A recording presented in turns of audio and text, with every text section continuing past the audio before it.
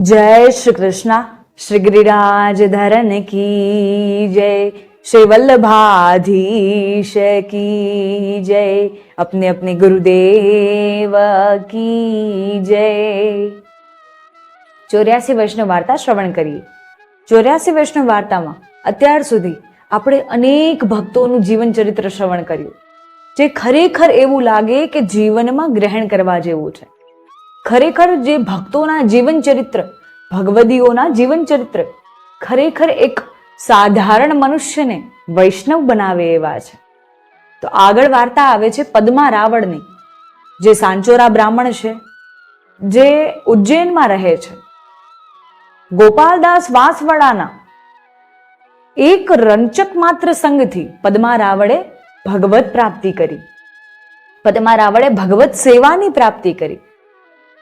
જ્યારે પદ્મા રાવળ એક સમય ઉજ્જૈનમાં હતા, ત્યારે શ્રી મહાપ્રભુજીનું પધારવાનું થયું। ત્યારે એમને એક અષ્ટભુજાજી નામક પંચામૃત સ્નાન કરાવ્યું અને અષ્ટભુજાજીને પાટે બેસાડ્યા અને એ અષ્ટભુજાજીનું સ્વરૂપ પદ્મા રાવળને પધરાવ્યું અને કહ્યું કે હવે આની ભગવત સેવા કરો। ત્યારે પદ્મા રાવળે બધી ભગવત સેવા શીખી, અષ્ટયામ સેવા શીખી કે કઈ રીતે પ્રભુની સેવા કરાય, કઈ રીતે પ્રભુને લાડ લડાવાય, એ બધું પદ્મા રાવળે શીખ્યું। સાથે સાથે પોતાની સ્ત્રીને પણ શીખવાડ્યું કે કઈ રીતે સેવા કરાય। પણ સ્ત્રી ભગવદીય જીવ હતી નહીં, સ્ત્રી પુષ્ટિ જીવ હતી નહીં, એટલે જ્યારે પણ એનો વર સમજાવતા ત્યારે ધીરે ધીરે સમજતી રહેતી, સમજવાનો પ્રયાસ કરતી રહેતી। પદ્મા રાવળ બધું ધીરે ધીરે સમજતા રહેતા હતા। સેવા કઈ રીતે થાય, પ્રભુ કઈ રીતે આપણને સાનુભાવ જતાવે। એમને સેવા કરતા જોઈને માવજી પટેલ અને એમની પત્ની બિરજોને પણ એમ થયું કે અમારે પણ સેવા કરવી છે। ત્યારે શ્રી આચાર્યજીએ કહ્યું કે જ્યારે બીજી વાર અમે અહીં પધારશું ત્યારે આપને માથે ભગવત સેવા પધરાવશું, ત્યાં સુધી આપ નામ સેવા કરો, ત્યાં સુધી આપ માનસીમાં સેવા કરો। ત્યારે માવજી પટેલ અને બિરજો તો ખૂબ પ્રસન્ન થઈ ગયા કે ત્યાં સુધી સારું ને, અમને સેવા શીખવાનો અવસર પ્રાપ્ત થયો છે તો સેવા શીખી લઈએ, કઈ રીતે પ્રભુની સેવા કરવી, કઈ રીતે પ્રભુને લાડ લડાવવા। તો માવજી પટેલ અને બિરજો પોતાના ઘેર પ્રસ્થાન કરે છે અને અહીં પદ્મા રાવળ અને એની પત્ની પ્રભુને ખૂબ લાડ લડાવે છે।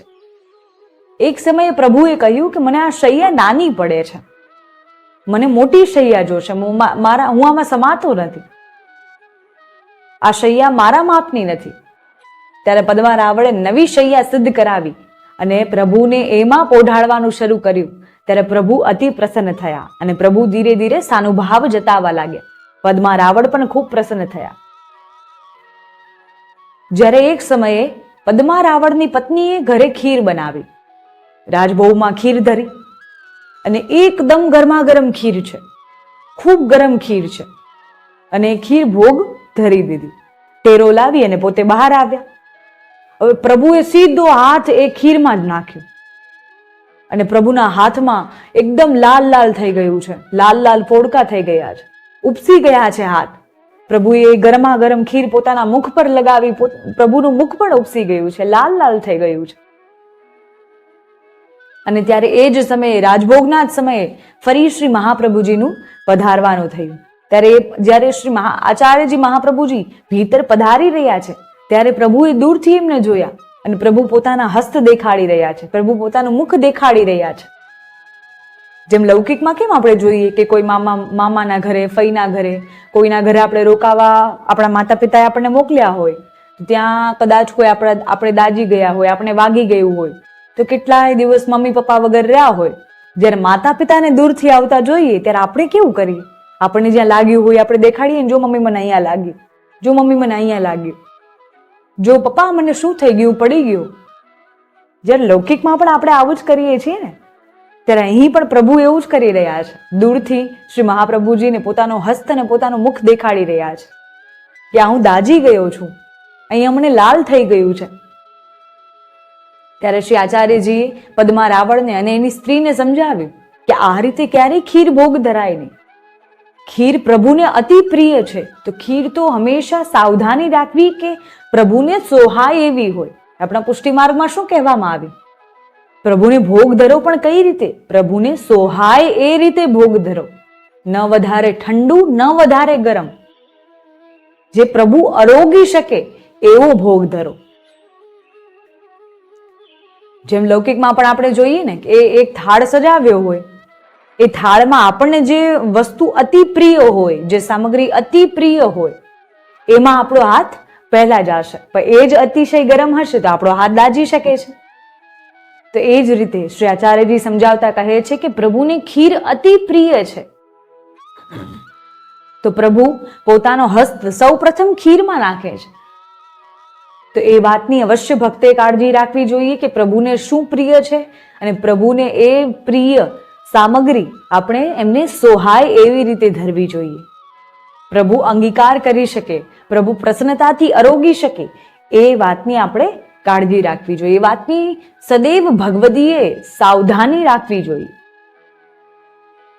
તો આ જ રીતે પદ્મા રાવળ અને એની સ્ત્રીએ સમજ્યું કે પ્રભુને આપણે જ્યારે પ્રભુ સમજીને સેવા કરીએ છીએ ત્યારે કદાચ આપણે એવી ભાવથી સેવા કરી શકતા નથી. અગર આપણે એમને આપણા બાલક સમજીને સેવા કરીએ છીએ તો આપણે ક્ષણે ક્ષણેની ચિંતા રહેશે, ક્ષણે ક્ષણેના વિચાર આવશે કે મારા બાળકને ભૂખ તો નહીં લાગી હોય ને, મારા બાળકને સૂવું તો નહીં હોય ને, મારું બાળક થાકી નહીં ગયું હોય ને, અરે મારે ત્યાં જવાનું છે પણ મારા બાળકને એકલું મૂકીને કેમ જાઉં? સતત એ મનમાં વિચાર આવ્યા કરે. ત્યારે સમજવું કે આપણી સેવાનો ભાવ દ્રઢ થઈ રહ્યો છે, આપણી સેવા સિદ્ધ થઈ રહી છે. જ્યારે કેટલાક સમયે પદ્મા રાવળ સેવા કરી રહ્યા છે ત્યારે એક સમયે એમના પાસે ઘી ખૂટ્યું. તો થોડું ઘી હતું, રોટલી કરી, અડધી રોટલીઓમાં ઘી ચોપડ્યું ને અડધી રોટલીઓમાં બાકી રહ્યું. ત્યારે પ્રભુને, કેમ કે ભોગ તો બધું ધરવું પડે, ત્યારે પ્રભુને એ વિનંતી કરતા ભોગ ધરે છે કે પ્રભુ ઘી ચોપડેલી બધી રોટલી આપ આરોગી લેજો અને ઘી વિનાની કોરી રોટલી મારા માટે રાખજો. અને પ્રભુ ખૂબ પ્રસન્નતામાં છે કે મારો વૈષ્ણવ મારી સેવા કરે છે કઈ રીતે. ત્યારે પ્રભુ બધી રોટલી આરોગવા લાગ્યા અને પ્રભુ સૌ પ્રથમ ઘી વિનાની રોટલી આરોગ્યા. ત્યારે પ્રભુએ વિચાર કર્યો કે મારો ભક્ત, મારો વૈષ્ણવ આખો દિવસ મારી સેવા કરે છે, પોતાનો જન્મ મારી સેવામાં એને વિનિયોગ કરી નાખ્યો છે, પોતાનું જીવન મારી સેવામાં એને યોગદાન કરી નાખ્યું છે. ત્યારે આ દ્રશ્ય જોઈ પદ્મા રાવળ ખૂબ રડ્યા અને ખૂબ એના મનમાં વેદના પ્રગટ થઈ રહી છે કે પ્રભુ આ શું કર્યું આપે? મેં તો આપને કહ્યું હતું ને કે આપ ઘીવાળી રોટલી આરોગજો. ત્યારે પ્રભુએ કહ્યું કે મારો ભગવદીય, મારો વૈષ્ણવ, મારો ભક્ત ઘી વિનાની કોરી રોટલી આરોગે અને હું ઘીવાળી રોટલી આરોગું?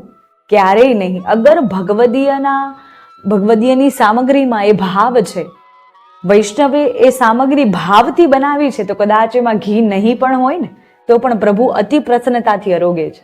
આ વાતથી એ સિદ્ધ થાય છે કે પ્રભુને કોઈ 56 ભોગ જોઈતા નથી, પ્રભુને અનેક વાનગીઓ, અનેક સામગ્રીઓ જોઈતી નથી. પ્રભુને તો કેવલ સુખી રોટલી જોઈએ છે, પણ એ ભાવ સાથે. પ્રભુને તો ઘી વગરની રોટલી પણ ચાલશે, પણ એ ઘી વગરની રોટલીમાં એ ભાવ પ્રગટ થવો જોઈએ જે અહીં પદ્મા રાવળને પ્રગટ થઈ રહ્યો છે. પદ્મા રાવળ આ દ્રશ્ય જોઈ ખૂબ પ્રસન્ન થયા અને એમના નેત્રોમાંથી ખુશીના આંસુ વહ્યા જાય છે કે આ ભગવત સેવા આ રીતે હોય છે. શ્રી આચાર્યજી આવું તો સમજાવ્યું ન હતું કે પ્રભુ આવા કૃપાળુ હશે, પ્રભુ આવા દયાળુ છે. ત્યારે થોડા સમય બાદ જ્યારે ફરી પદ્મા રાવળને શ્રી રણછોડજીના દર્શન કરવા જવાનું થયું ત્યારે પદ્મા રાવળના સ્વપ્નમાં આવ્યું કે આપ જ્યારે જશો ત્યારે એક વૈષ્ણવના ઘેર રોકાજો, જે મારો જ સેવક છે. શ્રી રણછોડજી આવીને કહ્યું જે મારો જ સેવક છે તો તમે એના ઘેર રોકાજો. ત્યારે જ્યારે શ્રી રણછોડજીના દર્શન માટે જતા હતા ત્યારે એ જે વૈષ્ણવના ઘરે જવાના હતા એ જ વૈષ્ણવના સ્વપ્નમાં શ્રી રણછોડજી ગયા કે પદ્મા રાવળ નામક એક ભગવદીય, એક વૈષ્ણવ આપના ઘેર પધારવાના છે, તો આપ એમને અહીં જ ભોજન પ્રસાદી લેવડાવજો. હવે જાણવું કઈ રીતે પદ્મા રાવળને કે વૈષ્ણવ કોણ છે? ગામમાં તો ઘણા વૈષ્ણવ હતા. તો પદ્મા રાવળે એક વિદ્યાર્થીને 4-5 ઘરમાં ભિક્ષા લેવા માટે મોકલ્યો. એ વિદ્યાર્થી ભિક્ષા લઈ પાછો આવ્યો. અને ત્યારબાદ એ વિદ્યાર્થીને કહ્યું કે જે ઘરમાંથી તું ભિક્ષા લઈને આવ્યો છે એ ઘરમાં એ જ ભિક્ષા તું પાછી દેવા જા. બધા લોકોએ ભિક્ષા લઈ લીધી. જ્યારે છેલ્લે એ વૈષ્ણવના ઘરે પહોંચ્યો ત્યારે વૈષ્ણવે કહ્યું કે આ શું, અત્યારે હમણાં ભિક્ષા લઈને ગયો, હવે પાછી દેવા આવે? ત્યારે વિદ્યાર્થીએ કહ્યું કે અમારા સ્વામીએ જે કહ્યું છે એ જ હું કરી રહ્યો છું. તો અમારા સ્વામીએ કહ્યું છે કે આ ભિક્ષા પાછી લઈ લો. ત્યારે એમને ન લીધી પાછી. ત્યારે જ્યારે જઈને પદ્મારાવણને કહેવા ગયો એ વિદ્યાર્થી કે તો ભિક્ષા પાછી લઈ નથી રહ્યા. ત્યારે પદ્મારાવણ સમજી ગયા કે જે ભિક્ષા પાછી નથી લઈ રહ્યા એ જ શ્રી રણછોડજીના સેવક હોઈ શકે. ત્યારે એમના ઘેર પધાર્યા. એમના ઘેર પધારી ભોજન પ્રસાદી ગ્રહણ કરી. અને બે વૈષ્ણવ જ્યારે ભેગા મળે ત્યારે એ વૈષ્ણવ વચ્ચે સંવાદ શું હોઈ શકે? એ વૈષ્ણવોનો વાર્તાલાપ શું હોઈ શકે? પ્રભુનો જ સત્સંગ. ત્યારે 1, 2, 3 કેટલી રાતો વીતી ગઈ અને પ્રભુનો સત્સંગ ચાલુ જ રહ્યો છે, ચાલી જ રહ્યો છે. પ્રભુનો વાર્તાલાપ ચાલી રહ્યો છે. પ્રભુની લીલાઓનું વર્ણન ચાલી રહ્યું છે. પ્રભુની સેવાનું વર્ણન ચાલી રહ્યું છે. અને પદ્મારાવણ ખૂબ પ્રસન્નતાથી વૈષ્ણવ સાથે વાર્તાલાપ કરી રહ્યા છે, સત્સંગ કરી રહ્યા છે. તો આ જ રીતે પદ્મારાવણ આવા કૃપાપાત્ર ભગવદીય હતા. એમની વાર્તા તો ક્યાં સુધી કહેવી? એમની વાર્તાનો પાર નથી.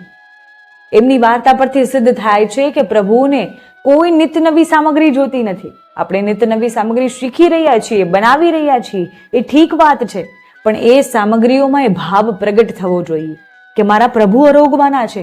એક વસ્તુ, એક સામગ્રી એ જ રીતે બનાવવી જોઈએ, એ જ ભાવ પ્રગટ કરીને બનાવવી જોઈએ. આ તો મારા પ્રભુ માટે છે, મારા પ્રભુને સોહાય એવું કરવું છે. એવો ભાવ હૃદયમાં પ્રગટ થવો જોઈએ. જે રીતે આપણે એક બાળકનું ધ્યાન રાખીએ છીએ, ક્ષણે ક્ષણે એની ચિંતામાં, ક્ષણે ક્ષણે એના વિચારમાં રહીએ છીએ, એ જ રીતે ક્ષણે ક્ષણે આપણા હૃદયમાં પ્રભુનું જ સ્મરણ ચાલવું જોઈએ, પ્રભુનું જ કીર્તન ગાન ચાલવું જોઈએ. તો આ જ રીતે 84 વૈષ્ણવ વાર્તા શ્રવણ કરતા રહો. 84 વૈષ્ણવ વાર્તા જે પણ સમયે આપણે શ્રવણ કરતા હોય અથવા પુસ્તકમાં વાંચી રહ્યા હોય ત્યારે એ સમયે જે પણ ભગવદીયનું જીવન ચરિત્ર આપણે શ્રવણ કરતા હોય ત્યારે એ સમયે એ ભગવદીયનું જીવન ચરિત્ર આપણા સમક્ષ ચાલી રહ્યું છે. એ ભગવદીય આપણા સમક્ષ ઠાળા છે એવો જ ભાવ પ્રગટ કરવો જોઈએ. તો આ જ રીતે સત્સંગ શ્રવણ કરતા રહો. જય શ્રી કૃષ્ણ, જય ગિરિરાજ.